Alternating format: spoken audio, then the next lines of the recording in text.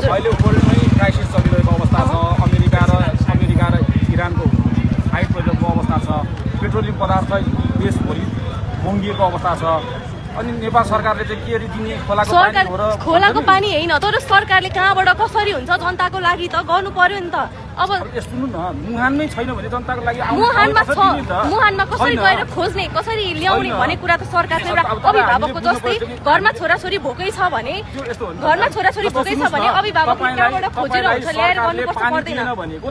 तपाईँले हामीले भन्न मिल्छ हैन सरकारले बास दिएन भने तपाईँले हामीले भन्न मिल्छ अब सरकारको मात हतमै नभएको इन्टरनेसनल मात हतमा भएको कुरा सरकारले पाउन सकेको छैन त सरकारले कसरी दिने भन्ने प्रश्न पनि त आउँछ नि त यहाँ सरकारले कसरी ल्याएर जनतालाई दिने भन्ने पनि त प्रश्न होला नि यहाँले चामलले हुँदैन नि त चामलले हुँदैन अहिले यहाँको आवश्यकता के छ भन्ने कुरा हो यहाँ त विद्यार्थीहरूलाई ग्यास छैन जुन पकाएर खानको लागि एकदम अभाव छ हैन विद्यार्थीहरू कहाँबाट आएर यहाँ बसिरहनु पर्छ पूर्व पश्चिम अहिलेको ग्यास आयो त पहिलेको समयमा त दाउरा बाल थियो त्यसपछि पहिलाको समय भनेको पहिलाको समय थियो अहिलेको समय भनेको अहिलेको समय हो अहिलेको जुन इन्डियाले दिनुपर्ने कुराहरू ग्यासहरू छ त्यो कटौती गरिएको अवस्था छ हाम्रो कूटनीतिक अवस्था राम्रो छैन चाइनाले दिएको अवस्था छैन चाइनासँग हाम्रो सम्बन्ध छैन अब दिनुपर्ने इन्डियाले हो इन्डियामै त्यो भण्डार छैन भने कसरी दियो सरकारले अब इन्डियासँग बालिन सरकारको सम्बन्ध पनि राम्रो छ हैन यस्तो सुन्नु न त बालिन सरकारको भने 35-40 वर्षसँग देश लुटेर सबै कुरा सकिएको अहिले तपाईँले भन्नुभयो नि नेपालमा लुटेर उहाँ त्यो सकिएको हो त आमाले एउटा आमा घरबाट निस्कियो भने कम्तीमा नि 7 दिन घरबाट निस्किनु भने त्यो घर फेरि गएर बनाउनको निम्ति लगभग 15 दिनदेखि 1 महिना लाग्न सक्छ लथालिङ्ग हुन्छ अब यो त 35 वर्षसम्म देशलाई लुटिएको अवस्था छ भण्डार रितिएको अवस्था छ देशलाई लुट्नेसँग प्रश्न गर्नु होला म यहाँ कुनै बालिन सरकारले देश लुट्नु भयो भनेर आएको होइन उहाँ भर्खर आउनु भएको छ म 100 दिनसम्म बालिन सरकारको काम हेर्छु सुन होइन उहाँहरूको थियो होला तर त्यो कहाँबाट आयो भन्ने उहाँहरूले स्रोत चाहिँ खुलाउनु पर्छ मैले त्यसको विरोध गरेको छैन मैले मात्र एउटा यो बोकेको छु तपाईँले देख्न सक्नुहुन्छ तपाईहरु विवादित खालको प्रश्न गरिरहनु भएको छ हैन तर म के भन्न चाहन्छु भने कुन विषयमा सरकारले ग्यास दिनु पर्यो पेट्रोल दिनु पर्यो भनिसकेपछि सरकारले चाहिँ चाह्यो भने दिनु त सरकारले लुकाएको होइन होला सरकारले लुकाएको होइन मूल्य वृद्धि जुन बढेको छ जनतालाई सहज कसरी ल्याउने उहाँहरूले ल्याउनु पर्छ र विद्यार्थीहरुको मागलाई बुझ्नु पर्छ आम जनताकै भनौं न त्यहाँ देख्नु भएको छैन एउटा के रे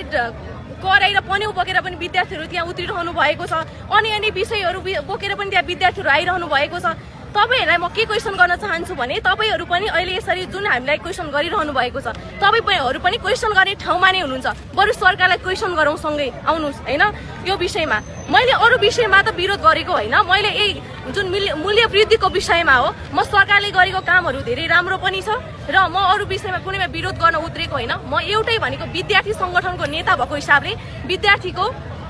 मारलाई बुझेर मात्र यहाँ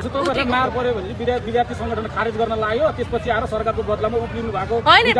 विद्यार्थी संगठनको खारेजको लागि हैन यो विषयमा हामीले क्वेशन त्यहाँ उठाएको छौं र हामीले यो विषयमा क्वेशन उठाएको छौं सरकारले विद्यार्थी संगठन खारेज गर्यो भनेर अहिले यो विषयमा बोलेका छौं तर संगठनहरु फेरि जुर्मुराए अब खारेज हुन लाग्यो संगठनहरु त विद्यार्थी संगठन हो जुर्मुराउने नै हो नि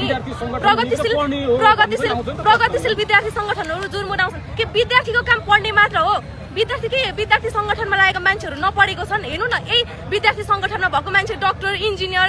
अधिवक्ता छन् नेता बनेका छन् आज जुन जानु भएको छ हाम्रो देश हाँकिरहनु भएको छ सम्माननीय प्रधानमन्त्री बालेन शाहजी उहाँ पनि इन्जिनियर हुनुहुन्थ्यो उहाँ विद्यार्थी संगठनमा रहनु भएन होला तर अहिले उहाँ देश हाँक्नको लागि पुग्नु भएको छ र म के भन्न चाहन्छु भने भोलि हामी पनि देश हाँक्नको लागि पुग्नेछौँ त्यस कारणले गर्दा अहिलेको जुन जेएनजीको आन्दोलन पछाडि यो सरकार आएको छ सरकारले यो जनताको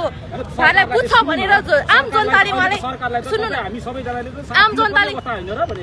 साथ दिएको छ हरेक कुरामा साथ दिएको छ जस्तै मैले के कुरामा मुर्दाबाद गरेर जनताले साथ दिएको सुन्नु न मैले मुर्दाबादको नारा त्यहाँ गरेर लागेको छैन ठीक छ हाल्नुस् न मैले यही विषयमा बोलेको छु सरकारलाई मुर्दाबाद भन्न थालिसकेपछि अब कुन सरकार आउनु पर्यो फेरि कुन सरकार हैन यो सरकार टिकोस् यो सरकारले राम्रो काम गरोस् म खुलेर प्रशंसा गर्छु नेताहरूको सम्पत्ति छानबिनको लागि पनि म एकदम खुसी छु जुन अझ म त के भन्छु भने हाम्रो नेकपा एमालेमा जति पनि नेताहरू बीच काण्डहरू आइरहेका छन् जति पनि कुराहरू उहाँहरूमाथि लागिरहेका छन् त्यो सबै कुराको छानबिन निष्पक्ष रूपमा होस् र यदि त्यो छानबिन भएर उहाँहरूले त्यस्तो गरेकै छ भने उहाँहरूलाई कारबाही होस् र यदि छैन भने न्याय मिलोस् र हामी जस्ता निर्दोष हामी कार्यकर्ताहरू छौँ हामीले त्यो फार चाहिँ भोग्न नपरोस्। अन्तिम प्रश्न छ तपाईँहरूले नारा लाउँदै हुनुहुन्छ सुन हामीलाई सुन छैन भनिरहनु भएको थियो सुन कसलाई चाहिएको हो अब सरकार सुन चाहिएको छैन, सरकारको सुन किन चाहियो, मलाई चाहिएको छैन। किन देखायो कहाँबाट ल्यायो सरकारी होइन, यो सरकार ज्ञानी रहेछ, उसले त आफूमा भएको सबै कुराहरू देखायो होइन, देखाएको छ। जुन हाम्रै नेताहरूले पनि देखाउनु भएको छैन, म यो कुरामा चाहिँ एकदम भन्न सक्छु। तर उहाँहरूले देखाउनु भयो, उहाँहरूको पुर्खौली सम्पत्ति होला के होला। तर एउटै प्रश्न के रहन्छ भने त्यो कहाँबाट आयो पुर्खौली सम्पत्ति भने कतिपयको त खेती किसान नै गर्नुभएको थियो। जब स्रोत खुलाउने बेलामा स्रोत देखाएर त्यहाँ देखाउनु पर्ने अवस्था हुन्छ। त्यतिकै हप्तामा मसँग 190 तोला छ, मसँग यति बिघा जग्गा छ। त्यो जनतालाई थाहा छैन, जनतालाई के थाहा छ, जनतालाई कसरी थाहा छ? हामी